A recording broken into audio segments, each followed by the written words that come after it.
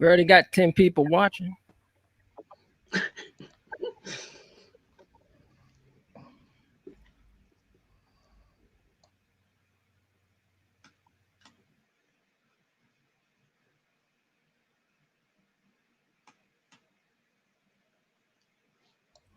Yo, what's up? What's up? What's up, fam? What's everyone? Looks like the Dodgers won in California, representing. Shout out. Much respect. Y'all be safe down there in LA too. All right, don't party too hard. I know, right? Party too hard, and hopefully it won't do some riots down there, man. It's just a game, family. It's just a game. Be safe. Welcome everybody. What's going on? What's up, Kim? What's up, Umoya? What's up, Chris? Hey, Chris, how's it going?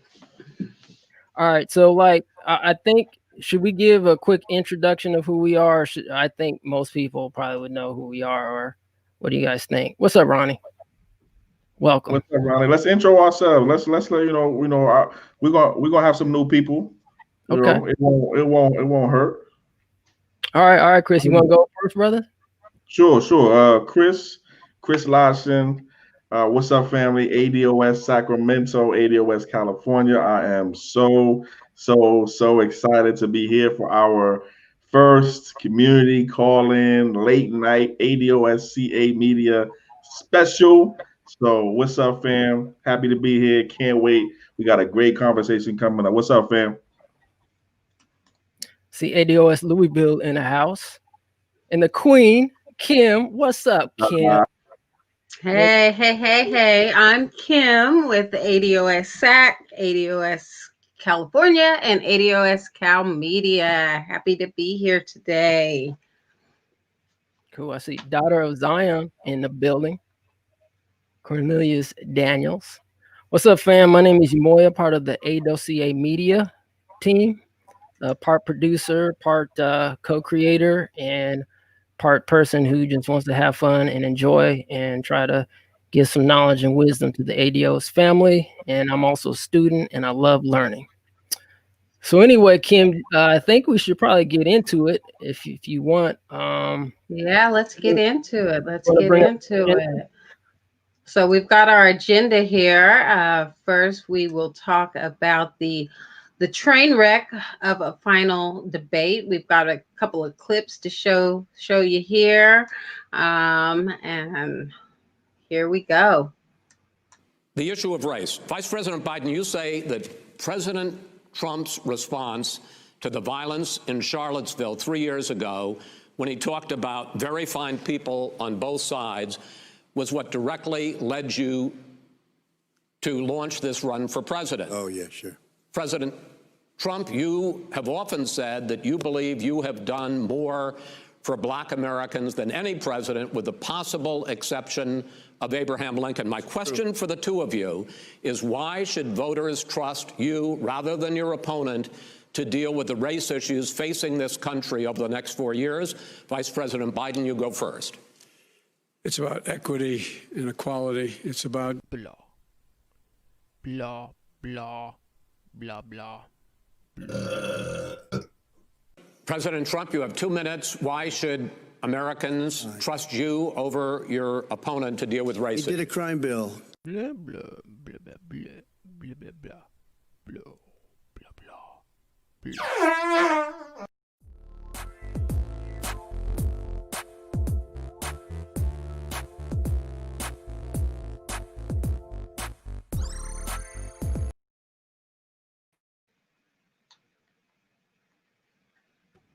All right. So that's what ADOS heard when we were watching the debate. But let's take a listen to what was really said. See if we can detect a difference. Worry about it. They terminated it, so we don't have to worry about it. Let's move on to the next And you have section. 525 kids not knowing where in God's name they're going to be and lost their parents. Go ahead. All right. Let's talk about our next section, which is race in America. And I want to talk about the way Black and brown Americans experience race in this country. Part of that experience is something called the talk. It happens regardless of class and income. Parents who feel they have no choice but to prepare their children for the chance that they could be targeted, including by the police, for no reason other than the color of their skin. Mr. Vice President, in the next 2 minutes, I want you to speak directly to these families. Do you understand why these parents fear for their children? I do. I do. You know, my daughter is a social worker, and she's written a lot about this. She has a graduate degree from the University of Pennsylvania in social work. And you know, one of the reasons why I ended up working on the east side of Wilmington, Delaware, which is 90% African American, was to learn more about what was going on. I never had to tell my daughter, if she's pulled over, make sure she puts, for a traffic stop, put both hands on top of the wheel and don't reach for the glove box because someone may shoot you. But a black parent, no matter how wealthy or how poor they are, has to teach their child, when you're walking down the street, don't have a hoodie on when you go across the street. Making sure that you, in fact, if you get pulled over, just yes, sir, no, sir, hands on top of the wheel, because you are, in fact, the victim, whether you're a person making child of a $300,000 a year person or someone who's on food stamps. The fact of the matter is, there is institutional racism in America. And we have always said, we've never lived up to it, that we hold these truths to be self-evident. All men and women are created equal. Well, guess what? We have never, ever lived up to it, but we've always constantly been moving the needle further and further to inclusion, not exclusion. This is the first president to come along and says, that's the end of that. We're not going to do that anymore. We have to provide for economic opportunity, better education, better health care, better access to schooling, better access to opportunity to borrow money to start businesses. All the things we can do, and I've laid out a clear plan as to how to do those things, just to give people a shot. It's about accumulating the ability to have wealth as well as it is to be free from violence. President Trump, same question to you, and let me remind you of the question. I would like you to speak directly to these families. Do you understand why these parents fear for their children? Yes, I do. And again, he's been in government 47 years. He never did a thing except in 1994 when he did such harm to the black community. And they were called, and he called them super predators. And he said that. He said it, super predators. And they have never lived that down. 1994, your crime bill, the super predators. Nobody has done more for the black community than Donald Trump. And if you look, with the exception of Abraham Lincoln, possible exception, but the exception of Abraham Lincoln, nobody has done what I've done. Criminal justice reform. Obama and Joe didn't do it. I don't even think they tried because they had no chance at doing it. They might have wanted to do it, but if you had to see the arms I had to twist to get that done, it was not a pretty picture, and everybody knows it, including some very liberal people that cried in my office. They cried in the Oval Office. 2 weeks later, they're out saying, gee, we have to defeat him. Criminal justice reform, prison reform, opportunity zones with Tim Scott, a great senator from South Carolina. He came in with this incredible idea for opportunity zones. It's one of the most successful programs. People don't talk about it. Tremendous investment is being made. Biggest beneficiary, the black and Hispanic communities, and then historically black colleges and universities. After 3 years of coming to the office, I love some of those guys. They were great. They came into the office and they said, I said, what are you doing? After 3 years, I said, why do you keep coming back? Because we have no funding. I said, you don't have to come back every year. We have to come back because President Obama would never give them long-term funding, and I did. 10-year long-term funding, and I gave them more money than they asked for because they said, I think you need more. And I said, the only bad part about this is I may never see you again because I got very friendly with them, and they like me and I like them. But I saved historically black colleges and universities. Okay, and we're going to talk about both of your records, but your response to that, Vice President? My response to that is I never, ever said what he accused me of saying.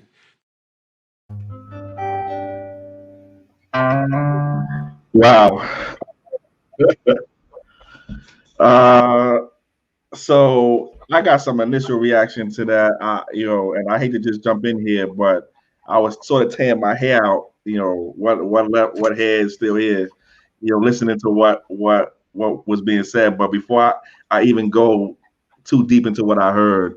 One, fam, you're on the screen right now, you should see a crawl. Call up, dial up.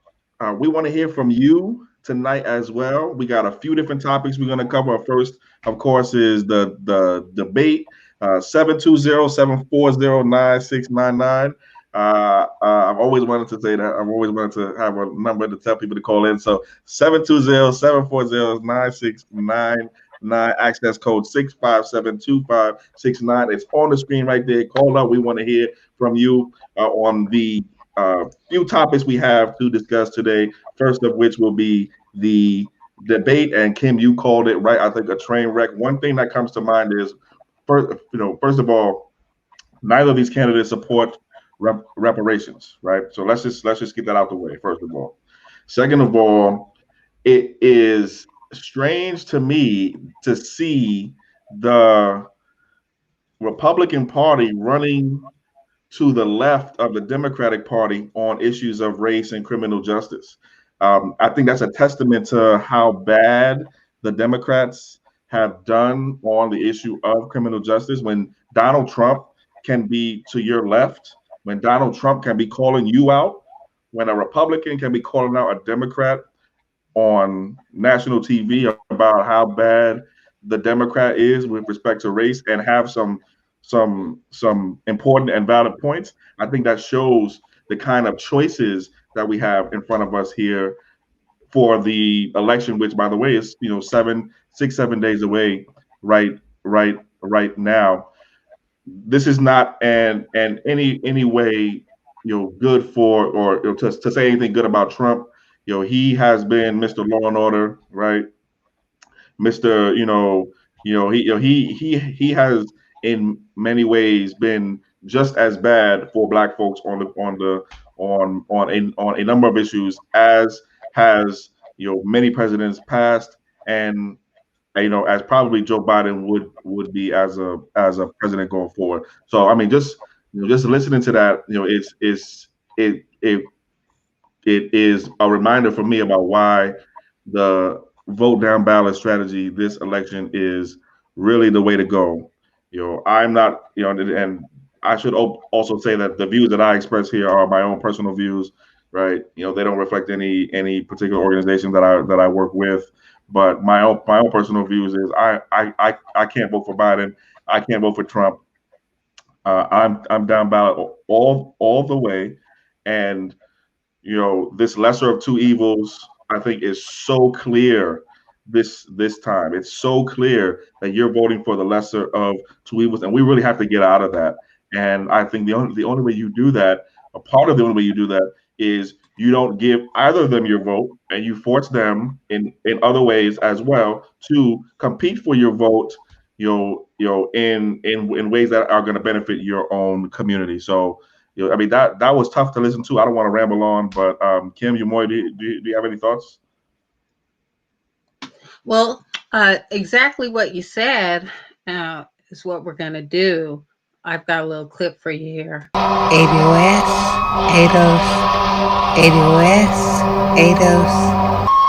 dim down ballot, dim down ballot, dim down ballot, dim down ballot, dim down ballot, dim down ballot, dim down ballot, dim down ballot.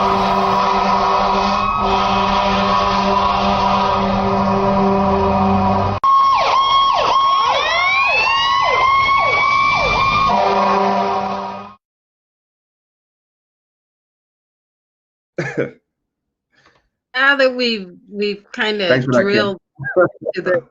drilled that into the viewer's head, can you explain what it means to people who might not understand what dim down ballot means and what they should do when they go to the ballot this year? Yeah, so sure, and thanks for asking that. And actually, for those of us here in California, most of us have our ballots already in the mail. So if you don't have your ballot already, please make sure you go to the Secretary of State's website or your county website and find out where your ballot is. But generally, what we mean by voting down ballot is when you get your ballot, whether you mail it back in or whether you walk it in. I'm somebody who likes to walk it into the polling center myself. I like the theater and the act of being, in the voting process physically.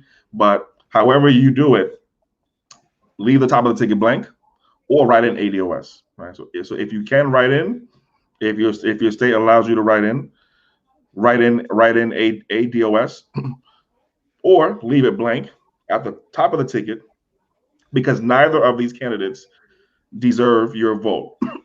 One thing and for the I'm going to talk about what to do with the rest of the ticket too, but I think what you just heard from Biden and from Trump, this is a clear example of what we mean by systemic racism, right? Multi-generational systemic racism, where you have to choose between the person who is responsible for generations of damage in Black communities via the crime bill, with a vice president who enforced, or a vice presidential nomination who enforced a lot of what that criminal crime bill said, versus somebody who is an open racist like Trump, right? These are the choices, right?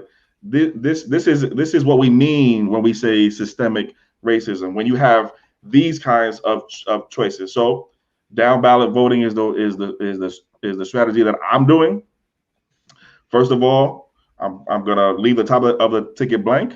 I'm not voting for Biden. I'm not voting for Trump. I'm not picking between the lesser of two evils.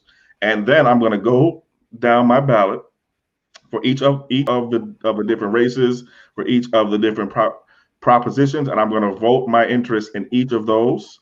And where there is a candidate or candidates that do not serve my interest, I'm not going to vote for either of them either.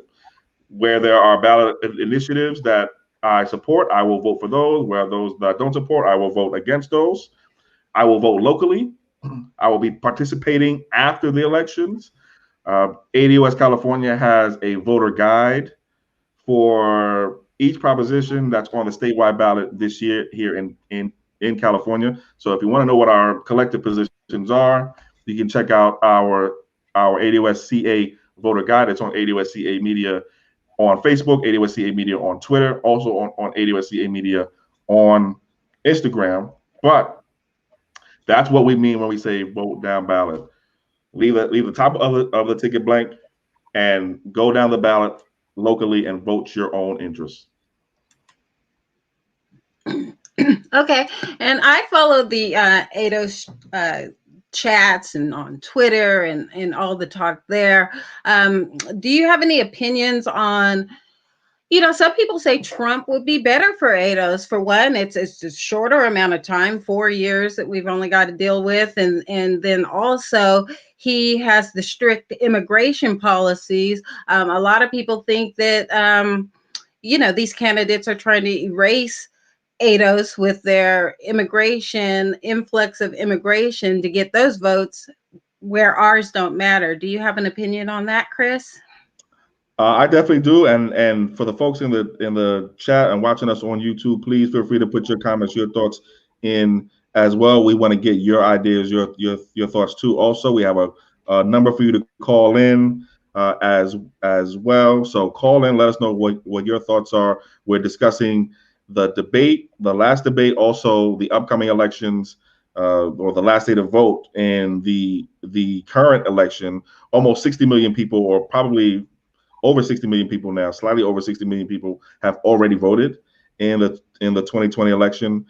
To your question, Kim, Trump has been horrible for Black people. Black wealth is down. Excuse me. Black health is down as well.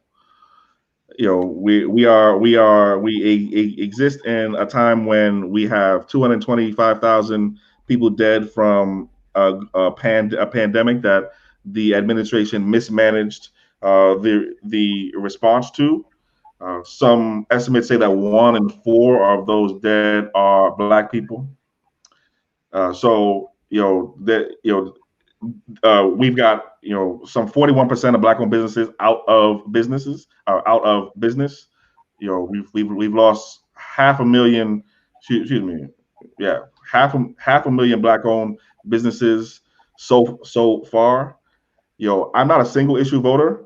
So while there may be some parts of the immigration plan and platform that might be, appealing, that's not enough to cover the real damage that Trump has done to Black folks, just physically, and I mean just in reality. We don't have to guess about this. We can look at Black wealth. We can look at Black home ownership. We can look at Black business. We can look at Black jobs. We can look at Black health. Right. This is not guessing. So Trump has been bad, and this is the point.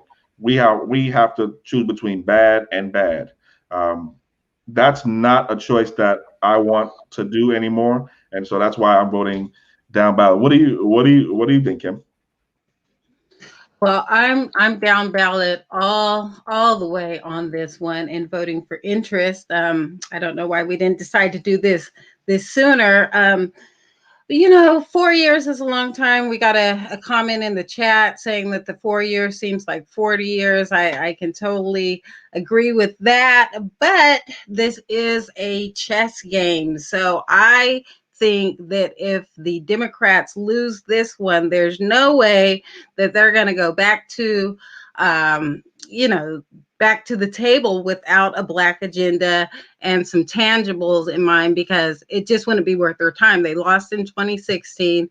If they lose this time, I think that they'll maybe place more value in the Black vote. So it's a chess game for me. We'll see how it goes, but it seems like it's up in the air right now. It could be anybody's ball game.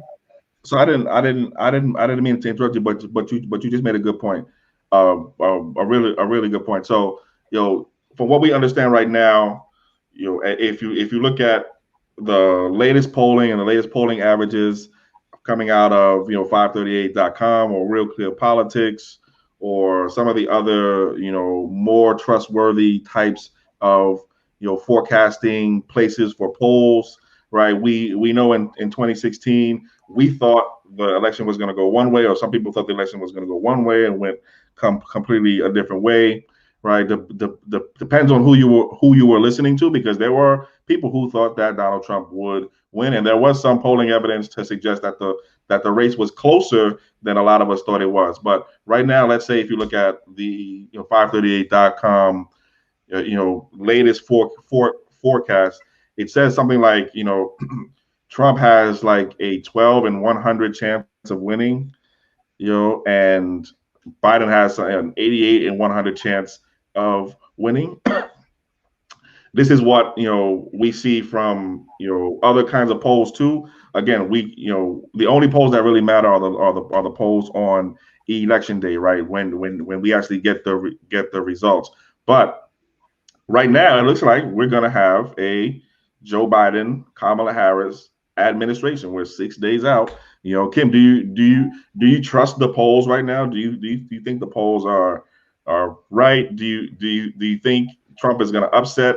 We know that the national polls are a lot better for Biden than the state by state polls. And in America, we elect presidents state by state. We don't elect them nationally, right? We don't have a national popular vote election. We elect votes by electoral votes. So every state has its own electoral votes, and we go state by state. What do you think, Kim? Do you think the polls are right? Biden is 90% chance to win. Trump is a 1 in 10 chance. I can't call it. Anything can happen. There's a lot of shady dealings going on with the ballot counts. The one box that caught on fire. I saw another headline today about a mailman throwing away ballots, and then I saw another headline about people dropping off their ballots at a Trump store. So that seems pretty not on the up and up. So yeah, I really can't call it. In 2016, like you said, everything was fluctuating. And I was like, okay, I went to bed and woke up and Trump won, and I wasn't expecting that at all. So, yeah, I really can't call it. We'll see. But I know if the Democrats don't take it, it's because they didn't have a Black agenda that includes reparations. Yeah, I would agree with you 100% there. You know, you raised some other interesting points about, you know, one, whether or not we will even know the results of the election that night, right? Yeah, Because I don't think so. right, yeah, because all of the, you know, we've done a lot of changes to the voting process in many different states. Here in California, we've been doing mail-in voting, you know, pretty much statewide for a while. And when we are notorious as a state for like having our election results come in later, you know, days and weeks sometime after the actual last day to vote. So we don't, you know, so that's us here, but all across the country, we've seen, you know, states where, the lines are around the block to vote. Plus, we already have 60 million people already voted. You know, we're voting in a very different way this year because of COVID-19, because of the pandemic. And so that's going to have a big influence over what we learn the night of the election. Will we even know who the president is on November 3rd? Do we have to wait, you know, a day, 2 days, 3 days, a week? We don't know. And that's going to be, and Donald Trump himself has already sort of been signaling, you know, about there being, you know, problems with the voting process, and, you know, signaling how he's going to be challenging. And there's the poll police, you know, out there, right? So, this is going to be regardless of what happens, this is going to be a very interesting, you know, next 4, 5, 6 days. And I see some comments in Trump will win in a landslide. You know what? The odds are right now that Trump will lose, but who knows, right? You know, it's not a foregone conclusion that Trump will lose. We really don't know. Again, if you look at some of the most recent and most accurate, usually polling averages, Trump is heavily, the underdog, is a heavy underdog, and you know we really don't know. But what we do know, and Kim, you said this right, is that neither of the candidates have a Black agenda. Neither of the candidates, support reparations, and that's a problem. And that's why, my position is, your position is, Kim, and the position of a lot of us here is down ballot, right? It's I don't have to choose between the lesser of two evils, any more. So anyway. All right. Well, speaking of the harm that Trump has done, we know with his latest confirmation to the Supreme Court. Let me show you a little clip on that, and then we can come back and discuss what's going on there. Give me 1 sec. Go for it. All right, here we go. Race discrimination in the workplace. Barrett wrote for a unanimous 3-judge panel in 2019 that upheld the dismissal of a workplace discrimination lawsuit by Terry Smith, a Black Illinois transportation employee who sued after he was fired. Smith's claims included that he was called a racial slur by Supervisor Lloyd Colbert. The N-word is an egregious racial epithet, Barrett wrote in Smith versus Illinois Department of Transportation. That said, Smith can't win simply by proving that the word was uttered. He must also demonstrate that Colbert's use of the word altered the conditions of his employment and created a hostile or abusive working environment. Barrett went on to say that Smith introduced no evidence that Colbert's use of the N-word changed his subjective experience in the workplace.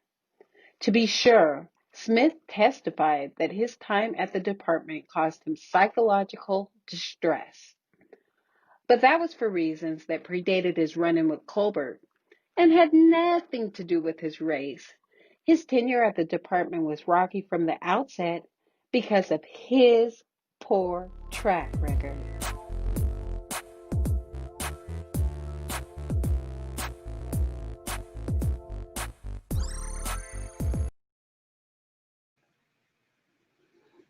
So what do we think about that? I mean, my goodness. anybody use the N word in my workplace is gonna get hostile because we're gonna start throwing bows up in there. So I don't know. Yo, I had the same thought. As soon as you say the word, it's hostile.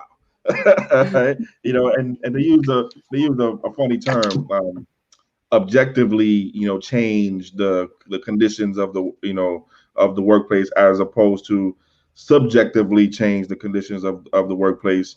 After that word was used.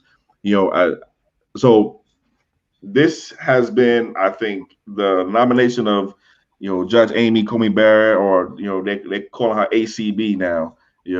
So the nomination of Miss Barrett, the approval of Miss Barrett. By the way, she was approved. She was confirmed this week. I think it was just yesterday. Really, as the newest Supreme Court justice. This is, I think, Donald Trump's third pick. Correct me if I'm wrong, family. Third pick for Donald Trump. 3 out of 9, right?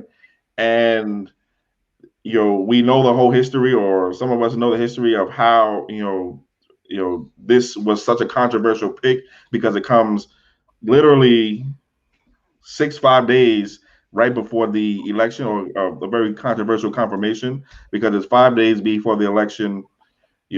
Barack Obama in his last term had a similar situation where a Supreme Court justice died, some 5, I think 6, maybe 7, 8 months before the election, and the Republicans in the Senate denied him the chance to choose a Supreme Court justice. But when the tables turned and the shoe was on the other foot this time, the Republicans went ahead and put their person in. This was I think a naked show of power, really, by the Republican Party, and what the Democrats do on the other side, whether or not they choose to increase the number of folks on the Supreme Court, that's a separate question. We can definitely talk about that. The idea here, though, and I think one of the most important points here is that we now have a more conservative court than we did a week ago. I'm not going to give the Supreme Court justices appointed by Democrats too much credit, though, because they have themselves, in many cases, voted against, or at least done things and decided against the interests of Black folks, right? So in terms of like what the court looks like, you could say the whole court is pretty much center or right, really. I think Judge Coney Barrett just makes it even more right. Some major important issues up before the Supreme Court this year and going into the next year. We have the Affordable Care Act up there once again, Obamacare. Last year we had the Civil Rights Act of 1866 up before the court. That was a decision that went against Black folks, that went against civil rights, that went against American descendants of slavery, right? Chris, we actually have a question about that. We have a question about that with with Barrett saying that the N word, but for that was part of the ruling in the 1866 case. So was her ruling before or after that? I'm not exactly sure, and I don't want to get the legal part here wrong. So for the folks who are the lawyers and the legal scholars in the audience, please correct me. The issue at stake in the case with Comcast versus the Civil Rights Act of 1866, the CRA of 1866. Comcast versus Byron Allen's companies, right? The issue there was about whether or not this discrimination, racial discrimination, was the sole cause of someone not getting a contract or not being able to do business, right? but for that discrimination, you would have got that contract. Or, if that discrimination, if that racial discrimination wasn't there, you would have got that business. In the case here with respect to Judge Comey Barrett and the use of the N-word, I'm not sure how connected they are, and I don't really want to speculate. But what I will say is that her rationale in the case that was a part of that clip, I think was completely wrong. The fact that you use the N-word in the workplace, I think that automatically creates a hostile environment, and I think that's a something that's common sense almost, right? And any one of us here who's had experience with racism in the workplace, pretty much all of us, right? If you're Black and you ADOS, right, you've experienced some form of racism in the workplace. But somebody using the N-word, I think automatically creates a hostile environment objectively. It's not just subjectively. It's objectively changes the conditions of the workplace. So yes, I mean, I don't want to speculate too much on the legal stuff because I'm not a lawyer, but I think her decision there was wrong, and I think think about what that means for the cases that's going to come before her, right? We have we're cases around this discrimination, possibly also we are fighting very hard for reparations, right?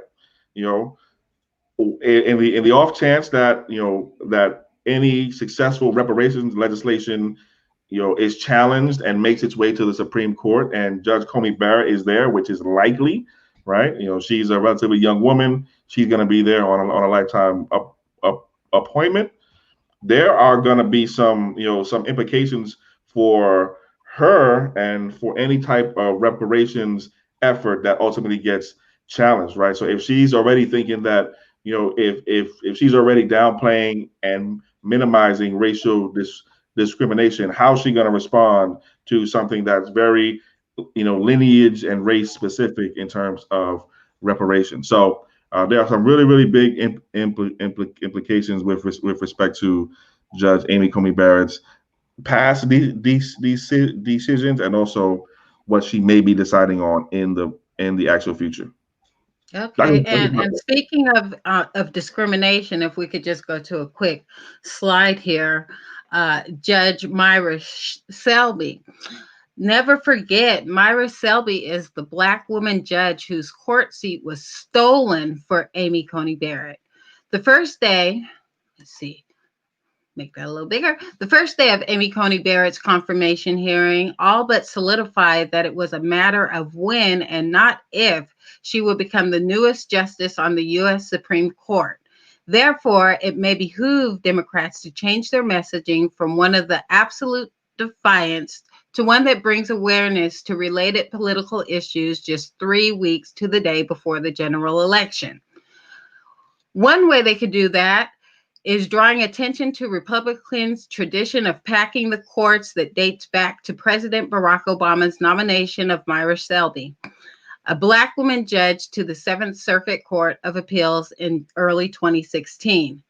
But Republican led by Kentucky Senator Mitch McConnell blocked Selby's confirmation. Instead, Donald Trump ended up winning the election that year and soon afterward nominated Barrett to the Seventh Circuit Court of Appeals, which she was ultimately confirmed to and still serves on until just yesterday, right? With her big promotion.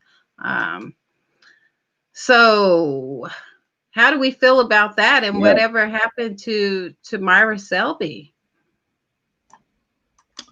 Yeah, good question. Whatever happened to Myra Selby? And thank you for sharing that information. That story is not very widely shared, right? About how Judge Barrett really was sitting in the seat that a Black woman was supposed to get, and then from that seat was promoted to the Supreme Court of the United States, right? And this is something that we've seen historically with our community time and time again, right? But this is a but that's a story that doesn't get told, at all. I don't think I've seen it one time in the press about how the seat that Coney Barrett came from was stolen, and how Mitch McConnell blocked the appointment of Myra Selby, and the issue of court packing was raised in the clip there. And by court packing, let's talk about what that means, right? Generally, what we think about when we say court packing is what, it's if there are a certain number of members on the court, right?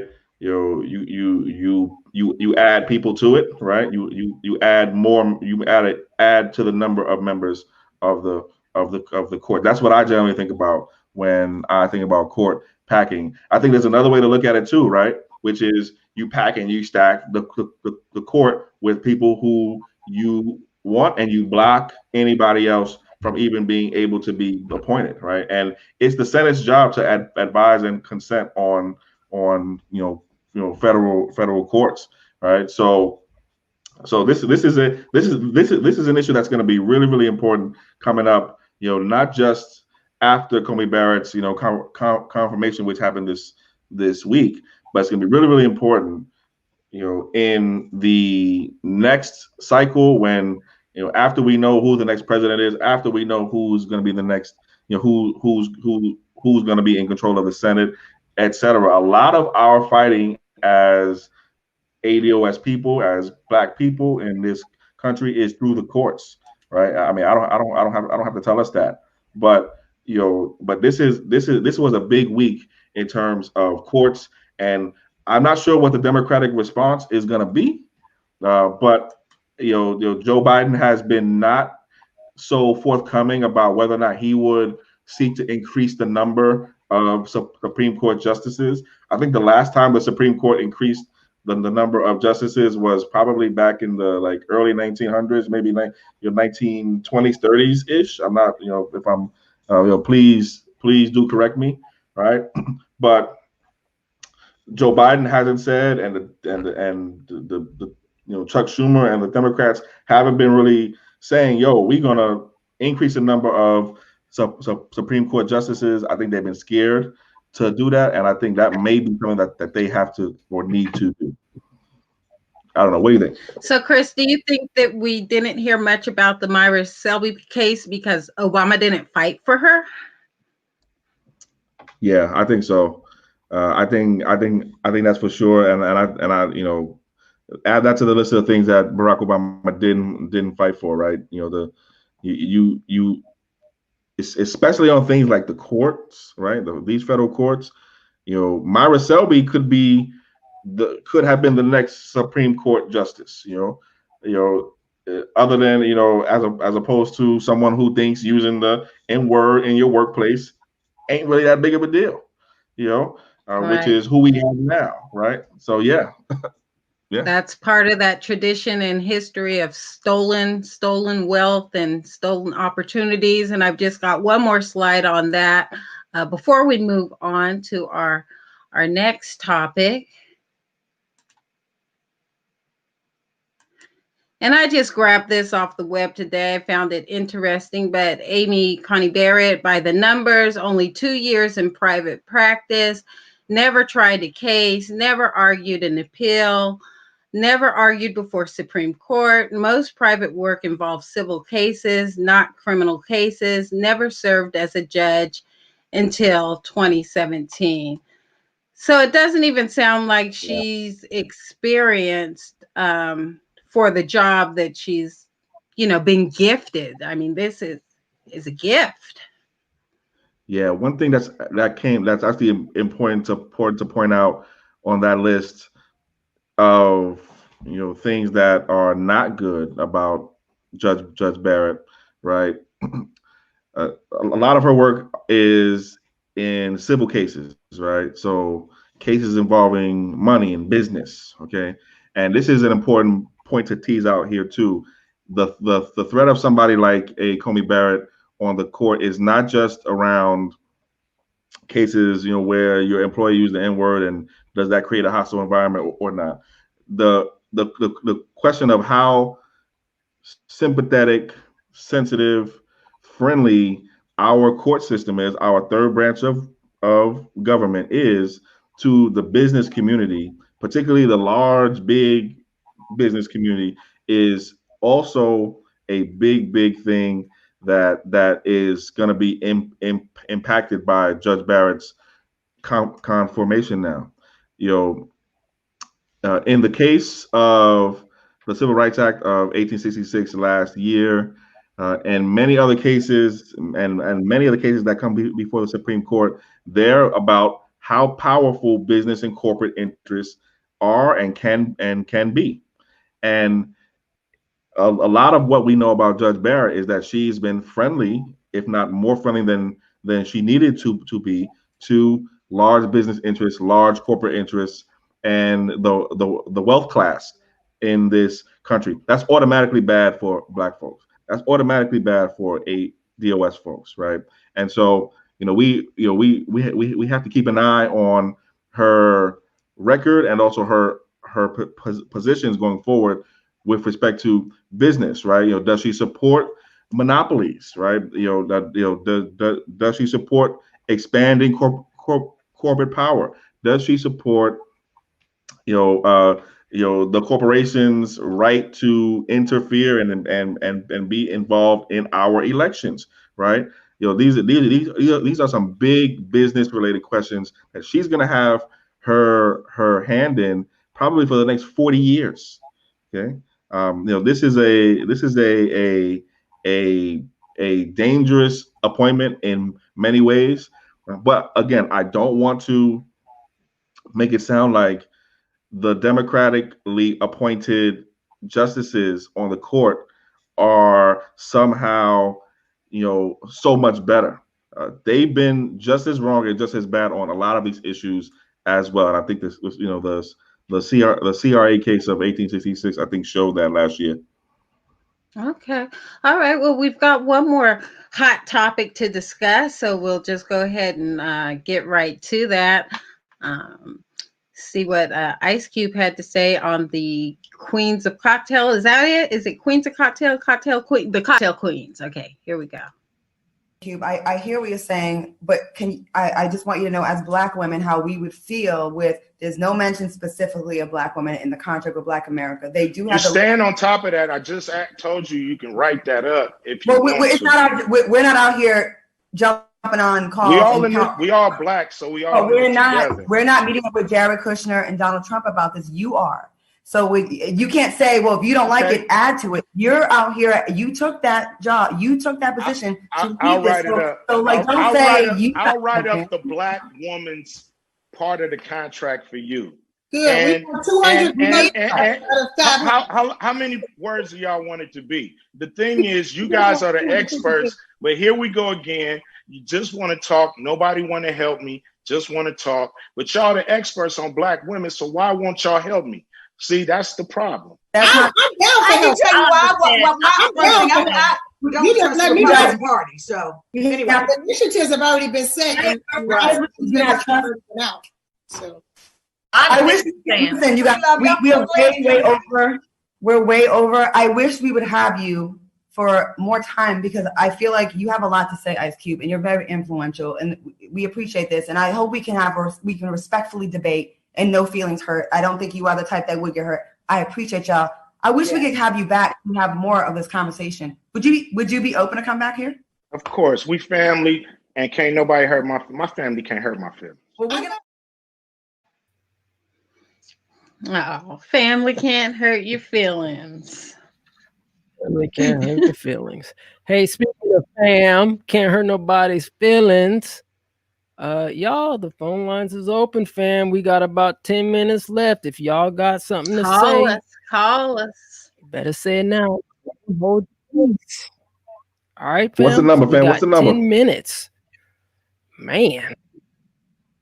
All right, so the number is 720-740-9699. Punch in that access code at 657-2569. That's 657-2569. You guys like that? That was dope. And yo, and be. Go ahead, Fair. Go ahead. All right.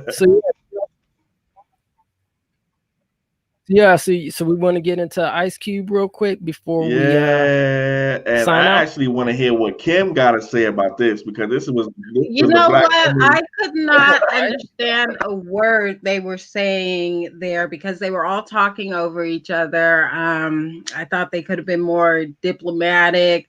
And as far as throwing out ideas, as we all know, ideas need execution. So if you're not willing to execute, then maybe you should just, I don't know, not say anything. But maybe we can get one of our ADOS team to write in that women's portion of the Black contract. Maybe I'll do it. There you go. But you know what? I agreed with what Ice Cube said. He said, we're all Black here. He didn't specify men either, so we're all Black. So I really didn't see any reason to, section it out gender-wise. Yeah, and so one thing I want to say is shout out to Cube, shout out to Ice Cube. Ice Cube has been helpful on a number of the different political initiatives that we've been working on here statewide with respect to California, that also with some stuff I think locally where he is in LA. And so I want to give him a shout out too. I also want to give him a shout out for stepping into the political arena and stepping in unapologetically for Black folks. That takes courage. And when you do stuff like that, you are putting yourself at risk for all kind of stuff, just like what we heard. So I want to give him some love for that too. Big love to Cube. We are definitely family here. On the particulars of the points that the young women were making, the only thing I want to say is we got to be careful, family, because it is in the interest of some parts of both the Democratic and the Republican Party to divide the Black vote by gender. Okay, it is in the interest of parts of the Democratic and the Republican Party to divide the Black vote by gender, and they don't care if in the process of doing that they have Black people fighting each other. Okay, so we got to be careful. I think Q's contract with Black America was a good start. I think he has been very open to improvements. He's a supporter of reparations. He's a supporter of the classification ADOS, American Descendants of Slavery. He knows that we are a specific group with a specific justice claim, right? And he also knows that neither party has our interests in mind. Neither party has a Black agenda, and that good politics means that you engage all sides of the political spectrum when you can and when you see fit, right? So that's all I really want to say on that. I was somewhat disappointed over the past several months. I'm sorry, a month or so, several weeks, really, to see the kind of slings and arrows that were coming Cube's way. But we know where they're coming from, right? They're coming from people who either from people who work for the Democratic Party, whether they know it or not, right? Directly or indirectly, because the stakes are very high and the Democrats want to win. So anything that has any type of threat to that, they're gonna attack it. That's why you saw Cube, come up against the kind of opposition that he's come up against, over the last several weeks. But Cube is a strong brother, so I think we will see going forward more from him in terms of the political work. He's been very humble, very willing to listen, very humble. So that's all I want to say on that. And I don't want to get too much into the into the specifics of the contact, because I think that's actually a conversation more for the Black women to have with other Black women, with respect to what kind of representation you should have. Yeah, I mean, I agree with what Cube is doing, but so many people, he received a lot of pushback, and people were angering me on my Facebook timeline going in on Cube. And I'm like, what are you talking about? Cube's with us, Cube's on code. And they see him siding with the Republicans. So they just kind of glossed over the fact that he said that he wasn't voting for either one of them. And I do agree that you do need to sit down at the table with the people that are in power. What are you going to do? Wait until somebody you like is in power to try to have a conversation? That doesn't make a lot of sense to me. Yeah, it doesn't make sense at all. And again,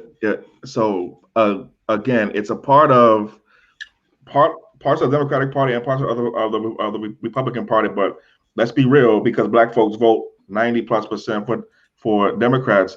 You see more of this on the Democratic side. It is in their interest to divide the Black vote by gender, right? And anything that threatens that, whether that's talking to another party or talking to another side or talking to another opinion, anything that threatens that, they are going to attack. And it's also disrespectful as hell, if I could say that, to Black people in general, right? It's like somebody telling you, you can't go talk to these people. All you could do is do what we say. You can't. I mean, it shows the level of disrespect that the Democratic Party has for Black people in, just as people, as thinking human beings, right? It's almost like, hey, we own you. We own your vote. If you go over there, if you go talk to these people, you won't have this and that kind of consequences. And we've seen this play out, and it's been hard to watch a lot of Black people attack Q, for just being willing to engage in the conversation. And it's not like he didn't engage all sides, right? The Democrats told him, we don't want to hear it right now. We don't want to hear about no Black agenda right now. Wait till we get elected, as if after you get elected, then you can hold me accountable. It doesn't work like that. You leverage your vote, and leveraging your vote is a kind of political accountability. That happens before the vote, not after. Because why am I going to listen to you after, when I won without doing nothing you even asked for? I won without even talking to you. Why I got to talk to you now, right? So, but the Democrats know that, and we know that too. Well, fam, you're absolutely right, and that's what Biden said in his interview with Shar the God. You ain't Black if you don't vote for me, and that's how they feel. So we know that going into the election, and we know what we're gonna do. So, fam, we got dim down ballot. Yes, dim down ballot, fam. So we got a minute. We're almost out of time. No callers. Everybody's being shy, I guess. But hey, whatever. Just real quick, I just have one quick thing just to say about that interview. It just goes to show you that with some people, when presented with opportunity, they have no action. They a lot of talking, a lot of yip yapping, right? A yada, ching, ching, ching. But when it's like, okay, Q was right. He said, all right, sisters, go ahead. Y'all write what y'all want to write. I'm down for it. What they do? So anyway, that's not what ADOS is about. And I know that's what a lot of people in the chat's not about. And if you about this life, you about this work, you about this action, like my sister Queen Kim, like my brother King Chris, that's what it's about, family. So that's all I got to say. It was a great show. I'm glad everybody who was able to join this conversation, at least via chat, did so. Hopefully next time in the community call, we'll actually have y'all call in, because we really want to hear from y'all. We really do. But on this time, sorry. Not gonna work. But anyway, that's all I got to say. And we out. All right. Great, Catch you next time. Thanks for joining us. Great first show.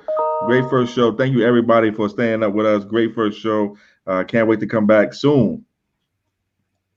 All right. Good night, everyone. Peace.